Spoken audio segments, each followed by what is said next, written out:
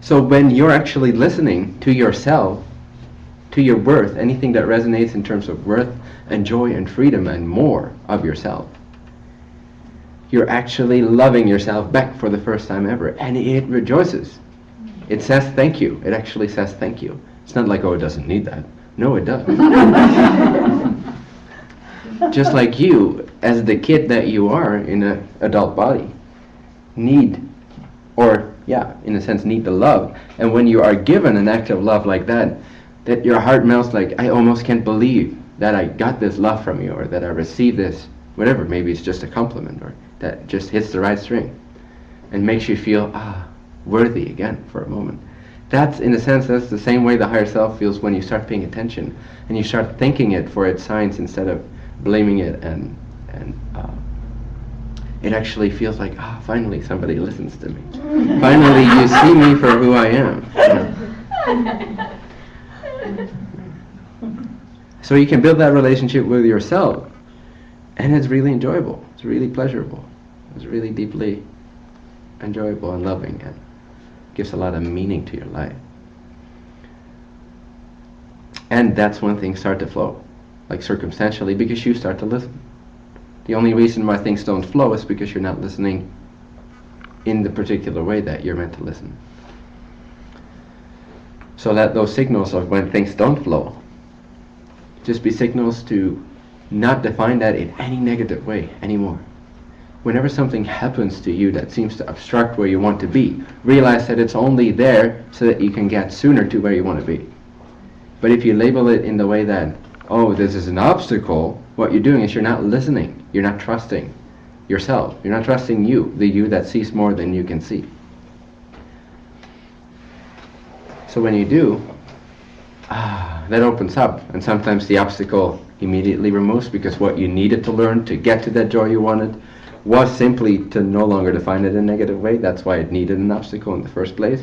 But sometimes that obstacle is actually to lead you in a different focus or direction that actually gets you there sooner and more expanded. It has an agenda for you. The higher self's agenda is for you to be more and more and more ecstatic, more and more of itself, more and more a whole being with it together. So build that communication and start to feel more and more that it is you. It's not just given to you, it's you giving it to you. It's the giver, you're just a receiver. But you are the giver too. It's not that the giver is not you see? And why would you want anything for yourself that's not in your best interest? The higher self is completely selfish. That's the biggest ego ever, in that sense. It only wants what's good for itself. Ever. For all of itself, for all of its parts. And you're one part of you. And so you want all that's good for you. So when something happens in your life, and you don't label it in a way that's actually thankful and that doesn't see it, if you're labeling it in a way that doesn't see it as a way to move into even greater bliss, but you see it as a way to move into less bliss because you're less worthy, and it means, life doesn't work and you're not worthy, When you're doing that negative labeling, that's actually when you stop the flow. That's when it stops working. It doesn't stop working, it just starts working in the opposite direction. So if you start appreciating the gifts that at first glance may seem negative, because that's how we've learned to label that particular situation, and all the bystanders would agree, oh my God, did that happen to you? Oh, I'm so sorry. He's such a bastard, or she's such a slut, or whatever. But if you don't go into that negative game, if you see that everything that happens in your life is given by the higher you with only one interest, one selfish interest, to create more joy for itself, for you, and you are you. You are you, you are you. As you, as one you. The only place where it doesn't seem to be one you is because we've turned that into a difference. But there's only one you. It's the whole of you. So if you start to listen to the whole of you and realize that everything that happens in your life is with the best intention and with the best outcome if you learn to listen, then it's impossible. After a while it becomes impossible. I'm not saying it never happens anymore here, but it becomes impossible more and more themes of your life, and more areas of your life, to see it as a negative thing. When something happens that everybody else calls negative and everybody else pities you for it, it's like, why? No. This is the best thing that can happen right now. And if you really start to see it in that way, you really start to experience it in that way. And that which may be so detrimental to everybody else, and they may turn it for themselves into a victimhood story if the same thing would happen to them. For you, it's only an empowering thing. It's like, this is only a signal that I'm about to receive more of myself. This is more of myself, more of myself, more of myself. So if you start listening like that, the higher part of yourself, in that sense, is going to be very, very thrilled, very, very happy, excited, and it's going to reward you for that. Sounds a little bit silly, but it's not going to reward you more than it already has. It's just that you start to receive the reward. The reward is always there. But if you label things in a detrimental way, in a way of complaint and victimhood, and that's what the ego effect really is.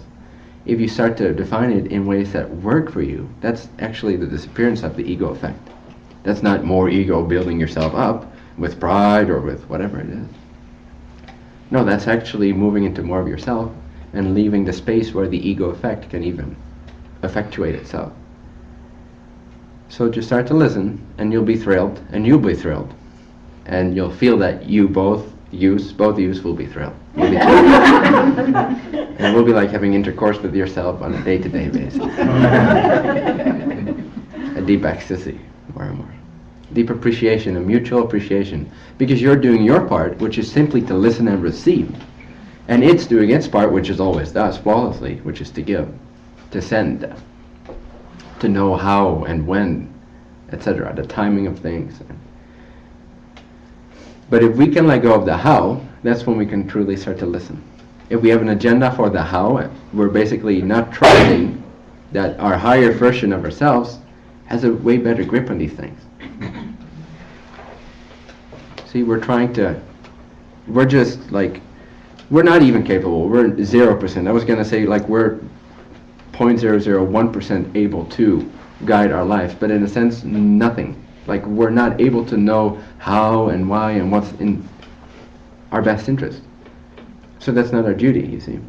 And when we're trying to take on a job that's not ours, that's when we get depressed, it becomes really heavy, it becomes a burden, backpack, victimization, sense of betrayal from the universe, from yourself, hopelessness, desperation, suicide, all these things.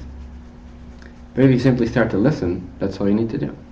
Stop figuring out the hows. It's not up to you how. It's up to you how. But why won't you trust that? Why won't you trust that the you will take perfect care of you? Because it's you. Wouldn't you take perfect care of you? If you were so much wiser and so much more established in pure unconditional love, would you not want the best for you? And that's what you is. Why not trust yourself? There is no universe that you within need to find your way. You don't need to find your way. That's the beauty. You don't need to find your way. You just need to thank yourself. And your only duty, your end of the deal, end of the bargain is simply to listen and to enjoy yourself. To listen to what resonates and go in that direction. That's all. It's really very simple. We've overcomplicated, our job description has become way longer than it is. It's just one thing for everyone. Worry is nowhere in that list, not in the original list, but it's everywhere, all over the paper in our present list. Concern, how-tos, figuring out, managing. We're not managers. We're not meant to be managers. Like, our intellect is not meant to be manager. Our consciousness here, our physical focus is not meant to know things like how and when and why. But if you can simply know that nothing ever happens, know how, when, or why ever happens that's not leading to more of your greater bliss and joy, then you start to listen. You start to stop stopping yourself. You no longer stop yourself. It always flowed. It always worked. But you thought you had to. Nope, this doesn't feel, I don't want to go here. I want to go here. But really, if that naturally happens for you, and you start to listen, you can actually find the resonance in these things, in these challenges, because you're not labeling them in a negative way. You're not avoiding, you're not trying to manage things. You're letting go of the idea of time. Thus you're creating less of the sensation of waiting for something to happen, goals in the future, and more you just start to live naturally in the present moment, without trying to be present, just because it's your nature to be present, because it's your duty to enjoy the present as much as you can. Because if you enjoy whatever is given to you, if you say thank you to everything that's given to you, it will start to flow. Just say thank you. Thank you. The things you don't like, thank you so much. I know this is in my best interest. Not in a sort of, because you have to learn this lesson. No, I know this is in my best interest because it leads to ecstasy. It leads to unconditional love. So your choice is simply, do I want unconditional love or not? If not, then keep managing your life. If you do, then start to flow and communicate with your higher version. Start to listen.